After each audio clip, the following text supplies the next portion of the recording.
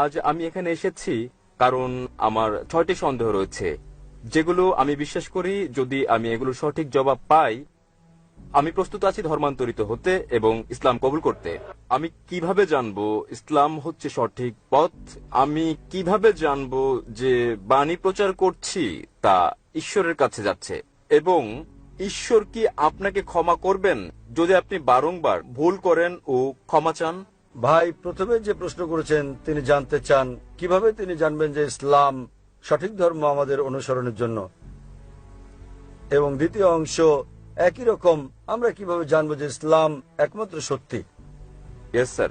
এবং তৃতীয়টি হচ্ছে তিনি বলেছেন, আমার একটা লেকচারে বলা হয়েছে যীশু খ্রিস্ট তারপর শান্তি বর্ষিত হোক বলেছেন, যদি আপনি জান্নাতে যেতে চান আপনাকে সব নির্দেশনা মানতে হবে এবং তাওরাতে উল্লেখিত সকল নিয়মের অনুসরণ করতে হবে।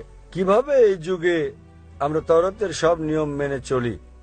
আমি চেষ্টা করব প্রথম দুটো প্রশ্নের জবাব একসঙ্গে দিতে। ইসলাম এসেছে আরবি শব্দ সালাম থেকে, যার মানে শান্তি।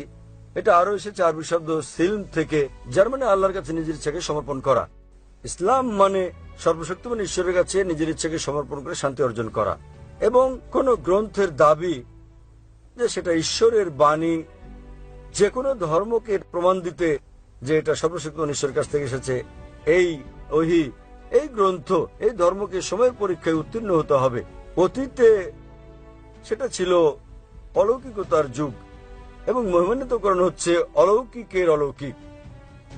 পরে আসলো সাহিত্য এবং কাব্যের যুগ। মুসলিম ও অমুসলিম আরব পণ্ডিতেরা একই সুরে তারা দাবি করলেন যে মহিমান্বিত কোরআন ছিল পৃথিবীর বুকে সবচেয়ে ভালো আরবি সাহিত্য। তবে বর্তমানে যদি কোনো ধর্মগ্রন্থ কাব্যিক ঢঙে বলে যে পৃথিবী সমতল, আধুনিক দুনিয়াকে তা গ্রহণ করবে?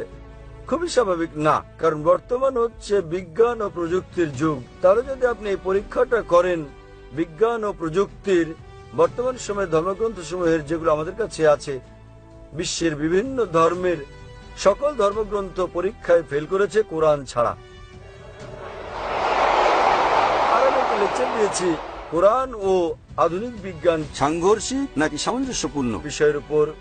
আমার সময় এখানে হবে না প্রশ্নোত্তর পর্বে সম্পূর্ণ লেকচার দেওয়ার, তবে আমি উল্লেখ করতে চাই অ্যালবার্ট আইনস্টাইন বলেছেন, প্রখ্যাত বিজ্ঞানী ও নোবেল পুরস্কার বিজয়ী, যে ধর্ম ছাড়া বিজ্ঞান পঙ্গু এবং ধর্ম বিজ্ঞান ছাড়া অন্ধ। আমি আপনাদের মনে করিয়ে দিচ্ছি মহিমান্বিত কোরআন কোন বিজ্ঞানের গ্রন্থ নয় SCIENCE, বরং এটা একটা নিদর্শনের গ্রন্থ SIGNS, এবং এতে ৬,০০০-এর বেশি নিদর্শন রয়েছে। মহিমান্বিত কোরআনে ৬,০০০-এর বেশি আয়াত আছে, যার মধ্যে ১,০০০-এর বেশি আয়াত বিজ্ঞান নিয়ে বলেছে। যদি আপনি তুলনা করেন বৈজ্ঞানিক সত্যগুলো যা আমরা জানতে পেরেছি, আমরা দেখতে পাই যে বিজ্ঞান যা সম্প্রতি আবিষ্কার করেছে, হতে পারে ৫০ বছর আগে, ১০০ বছর আগে, ২০০ বছর আগে, ৪০০ বছর আগে, মহিমান্বিত কোরআন তা উল্লেখ করেছে ১৪০০ বছর আগে। কোরআনে বিশ্ব সৃষ্টি সম্পর্কে বলা হয়েছে সূরা আম্বিয়া অধ্যায় নম্বর ২১ আয়াত নম্বর ৩০-এ, যা বিগ ব্যাং সম্পর্কে বিজ্ঞানীরা জেনেছেন কিছুদিন আগে, তারা ৫০ বছর আগে আবিষ্কার করেছেন, তা কোরআনে উল্লেখ করা হয়েছে ১৪০০ বছর আগে। আমরা জেনেছি যে পৃথিবী বর্তুলাকার, যখন ১৫৭৭ সালে স্যার ফ্রান্সিস ড্রেক জাহাজে করে পৃথিবী ভ্রমণ করেন। পবিত্র কোরআন বলছে সূরা নাজিয়াত অধ্যায় নম্বর ৭৯ আয়াত নম্বর ৩০-এ, আমি পৃথিবীকে ডিম্বাকৃতি বানিয়েছি। উট পাখির ডিমের কথা বলা হয়েছে, এবং আমরা জানি উট পাখির ডিম ডিম্বাকৃতি হয়। আমরা আগে ভাবতাম যে চাঁদের আলো তার নিজস্ব আলো। সম্প্রতি জানতে পেরেছি ১০০ বছর আগে, ২০০ বছর আগে, ৩০০ বছর আগে, যে চাঁদের আলো প্রতিফলিত আলো তার নিজস্ব আলো নয়। এ কথা কোরআনে উল্লেখ করা হয়েছে ১৪০০ বছর আগে সূরা ফুরকান অধ্যায় নম্বর ২৫ আয়াত নম্বর ৬১-তে। তাহলে কে এসব তথ্য কোরআনে উল্লেখ করতে পারেন যা আমরা সম্প্রতি জানতে পেরেছি?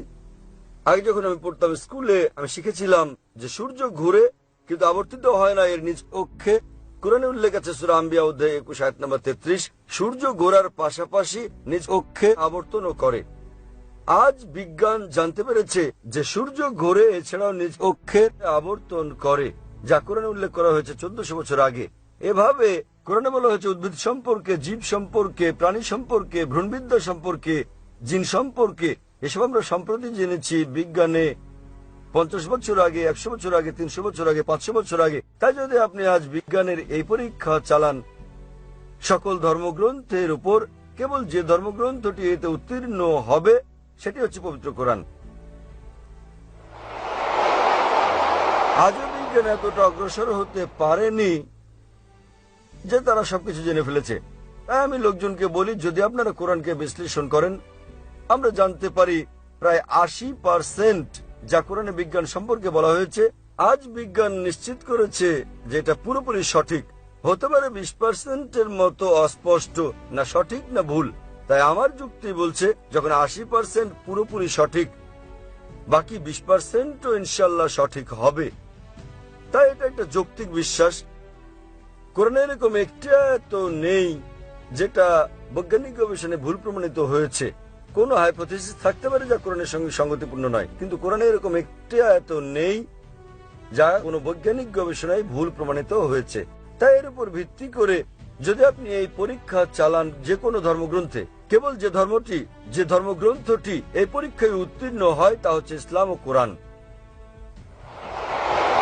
আমি প্রস্তুতি করতে শুরু করেছিলাম কোরআনের একটা আয়াত পাঠ করে সূরা ইসরা থেকে, অধ্যায় নম্বর 17 আয়াত 81, যাতে বলা হয়েছে, ওয়াকুল জাল হক ওয়া যাকাল বাতিল ইন্নাল বাতিল কানা যাউকা। বলো সত্য এসে গেছে এবং মিথ্যা বিলুপ্ত হয়ে গেছে। আসলে মিথ্যা তার প্রকৃতিগত কারণে বিলুপ্ত হবে। তাহলে আপনি পরীক্ষা চালালে কেবল যে ধর্মটি পরীক্ষায় উত্তীর্ণ হয়, একমাত্র সত্য ধর্ম যা বিকৃত নয়। সেজন্য উইলিয়াম মোর বলেন, কেবল যে ধর্মগ্রন্থ তিনি বলেছিলেন 200 বছর আগে ইসলামের সমালোচক হিসেবে, কেবল যে ধর্মগ্রন্থটি যেটি বিকৃত করা হয়নি এবং যেটি বিশুদ্ধতা রক্ষা করেছে 1400 বছর ধরে, সেটি হচ্ছে পবিত্র কোরআন। তাই এইসব তথ্যের উপর ভিত্তি করে কেবল যে ধর্মের কথা আমরা ভাবতে পারি, আমরা বুঝতে পারি এবং বিশ্বাস করতে পারি যা সত্য এবং সঠিক, সেটা কোরআন। আপনার তৃতীয় প্রশ্ন নিয়ে বলি যে আমি আমার লেকচারে বলেছি যীশু খ্রিস্ট তারপর শান্তি প্রতিষ্ঠিত হোক বলেছেন যে আপনাদের ওল্ড টেস্টামেন্টের হিতোপদেশ অনুসরণ করতে হবে। আমি বাইবেলের উদ্ধৃতি দিয়েছি গসপেল অফ ম্যাথিউ অধ্যায় নম্বর 5 অনুচ্ছেদ নম্বর 17 থেকে 20, যেখানে যীশু খ্রিস্ট তারপর শান্তি প্রতিষ্ঠিত হোক বলেছেন যে যতক্ষণ পর্যন্ত তোমার ন্যায়পরায়ণতা ধর্মগুরু ও ফরিসীদের ন্যায়পরায়ণতাকে অতিক্রম না করে, কোনোভাবে কোনো উপায়ে তুমি স্বর্গরাজ্যে যেতে পারবে না। তাই আপনাকে ভালো খ্রিস্টান হতে হলে যীশু খ্রিস্টের তার উপর শান্তি প্রতিষ্ঠিত হোক সময়, যদি আপনি স্বর্গে যেতে চান, আপনাকে ওল্ড টেস্টামেন্টের সব হিতোপদেশগুলো মেনে চলতে হবে। আপনি পারবেন না বিন্দু বিসর্গ হেরফের করতে। যদি তা করেন তাহলে আপনাকে স্বর্গের রাজ্যে ডাকা হবে না। তাহলে বাইবেলের এই অনুচ্ছেদের উপর ভিত্তি করে গসপেল অফ ম্যাথিউ অধ্যায় নম্বর 5 অনুচ্ছেদ 17 থেকে 20 আপনাকে মানতে হবে প্রতিটি আইন ওল্ড টেস্টামেন্টের। এবং আপনার প্রশ্নটা ছিল খুবই ভালো এবং অত্যন্ত যৌক্তিক। কিভাবে আমরা এই যুগে মানব ওল্ড টেস্টামেন্টের সবকিছু, যা খুবই কঠিন। আমি একমত আপনার সঙ্গে।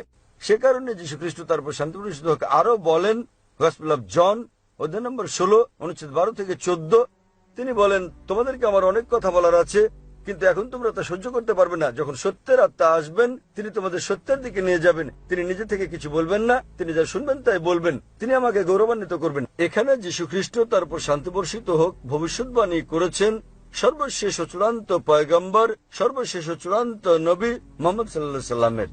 অর্থাৎ যখন তিনি আসবেন, তিনি তোমাদের সব সত্যের দিকে নিয়ে যাবেন।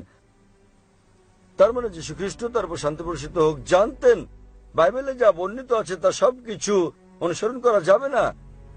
পরবর্তীকালে হতে পারে কয়েক শতাব্দী পর, সেজন্য তিনি বলেছেন যখন সত্যের আত্মা আসবেন, তিনি তোমাদের সত্যের দিকে নিয়ে যাবেন। নবী মুহাম্মদ সাল্লাল্লাহু আলাইহি সাল্লাম সম্পর্কে বলেছেন। তাই শেষ সময়ে হতে পারে অনুসরণ করা সম্ভব ছিল উল্লেখিত বিধিনিষেধগুলো ওল্ড টেস্টামেন্টের এবং নিউ টেস্টামেন্টের। কিন্তু যীশু খ্রিস্ট তারপর শান্তি প্রতিষ্ঠিত হোক বলেছেন যখন সর্বশেষ ও চূড়ান্ত নবী মুহাম্মদ সাল্লাল্লাহু আলাইহি সাল্লাম আসবেন, তোমরা তাকে মেনে চলবে। তাই আজও একজন ভালো খ্রিস্টান হতে হলে এক ঈশ্বরে বিশ্বাস করা ছাড়াও নবী মুহাম্মদ সাল্লাল্লাহু আলাইহি সাল্লামকে বিশ্বাস করতে হবে। আশা করি উত্তরটা পেয়েছেন ভাই। এবারে আপনার অপর প্রশ্ন। অপর প্রশ্নটি আসছে খ্রিস্টান পটভূমিতে একটি খ্রিস্টান পরিবার থেকে। কিভাবে আমি আমার পরিবারের সঙ্গে মিশব যদি আমি ইসলামে দীক্ষিত হই, এবং দুটি ভিন্ন বিশ্বাস নিয়ে একই কম্পাউন্ডে কিভাবে থাকব? ভাই, আপনি প্রশ্ন করলেন যে যদি আমি ইসলাম কবুল করি তাহলে কিভাবে আমার পরিবারের সঙ্গে মিশব দুটো ভিন্ন বিশ্বাস নিয়ে। ভাই আপনি জানেন কিছুটা ওল্ড টেস্টামেন্টের মতো কিছুটা নিউ টেস্টামেন্টের মতো, তথাপিও আপনি একজন খ্রিস্টান, আপনি ওল্ড টেস্টামেন্টের নিয়ম পালন করতে পারেন নিউ টেস্টামেন্ট আসার পরেও। ওল্ড টেস্টামেন্ট ও নিউ টেস্টামেন্টের মতো কিছু থাকলে লাস্ট টেস্টামেন্টও আছে। মহিমান্বিত কোরআন সর্বশক্তিমান ঈশ্বরের লাস্ট টেস্টামেন্ট, এবং এই মহিমান্বিত কোরআনে একজন নবীও বাদ যাননি যাদের নাম বাইবেলে উল্লেখ আছে। ইসলামে আমাদের সকল নবীকে বিশ্বাস করতে হয় যারা আগে এসেছেন, এবং তাদের সংখ্যা 25 জনের কম হবে না যাদের নাম কোরআনে উল্লেখ আছে, এবং তাদের সকলের নবী মুহাম্মদ সাল্লাল্লাহু আলাইহি ওয়াসাল্লাম ব্যতীত এবং তাদের দুজন ব্যতীত তাদের কথা বাইবেলে উল্লেখ আছে।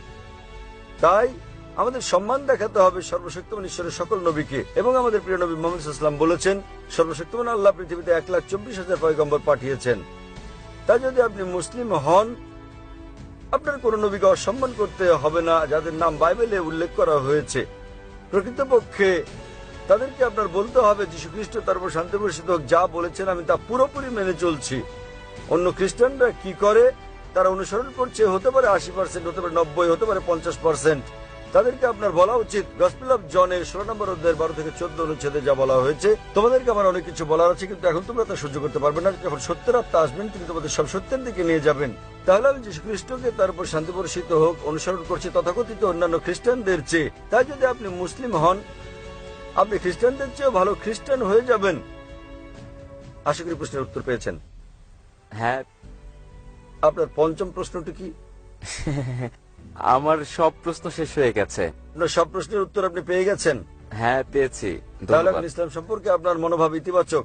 ইসলাম ধর্মের ব্যাপারে আমার মনোভাব ইতিবাচক এবং আমি ইসলাম গ্রহণে প্রস্তুত।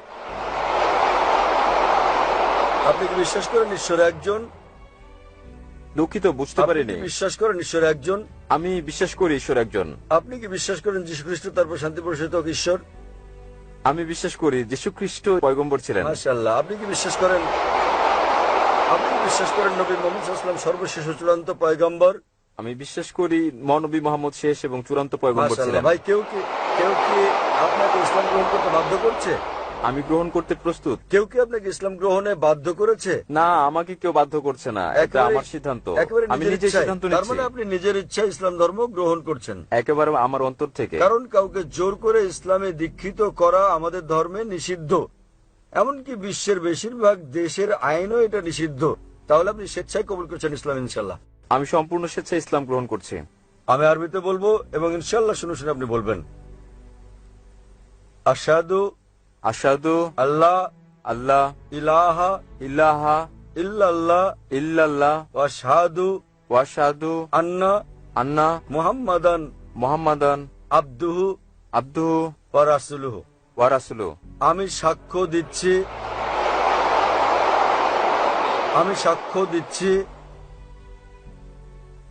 সাক্ষ্য দিচ্ছি আমি সাক্ষ্য দিচ্ছি যে যে কোনো ইলা নেই কোনো ইলাহ নেই আল্লাহ ছাড়া, আল্লাহ ছাড়া, এবং এবং মুহাম্মদ হচ্ছেন পয়গম্বর পয়গম্বর এবং আল্লাহর বান্দা। এবং আল্লাহর বান্দা। মাশাআল্লাহ, আপনি মুসলিম হয়ে গেছেন। ধন্যবাদ। এবং আমি আল্লাহ সুবহানাহু ওয়া তাআলার কাছে প্রার্থনা করি তিনি যেন আপনাকে পথ দেখান এবং তিনি আপনাকে সাহায্য করেন আপনার পরিবারকে শান্তির ধর্মে দীক্ষিত হতে। এবং আমি আল্লাহ সুবহানাহু ওয়া তাআলার কাছে প্রার্থনা করি তিনি যেন আপনাকে উত্তম পুরস্কার দেন এই দুনিয়ায় এবং একই রকম পরকালে। আলহামদুলিল্লাহ, আমিন।